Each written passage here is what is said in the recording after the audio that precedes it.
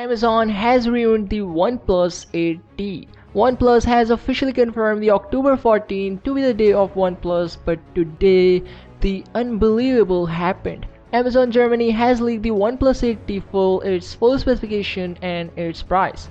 Firstly, if you look at the price, because that is really crazy, according to Amazon Germany, the 12/256GB OnePlus 8T could cost 699 euros, while the 8 plus 128GB could go for 599 euros. That is weird, or should I say crazy, because the OnePlus 8 costs 649 euros in Europe for 8 plus 128GB.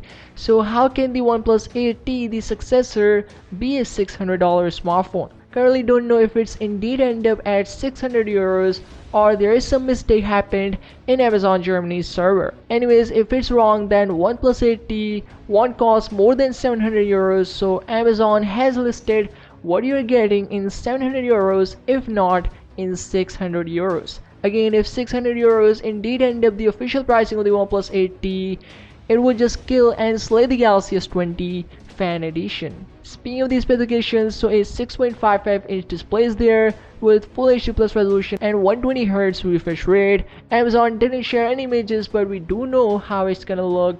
So yes, flat panel, no doubt on that. And punch hole is also very small here, rocking a 16 megapixel front-facing camera. Under the hood, it will have Snapdragon 865, not 865 Plus. So there were some rumors that we could see special edition of OnePlus 8T having a Plus version of Snapdragon chipset, or maybe that phone could be the Pro model of OnePlus 8T. We don't know, but what we do know is that 8T will be having Snapdragon 865 under the hood with 4500 mAh bigger battery and fast 65 watt of fast charging. It will be available in aquamarine and lunar silver color.